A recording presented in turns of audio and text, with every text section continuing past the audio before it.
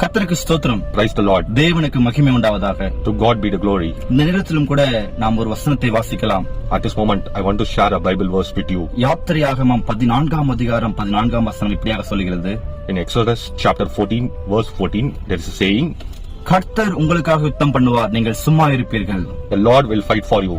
You need only to be still. Hallelujah. Hallelujah.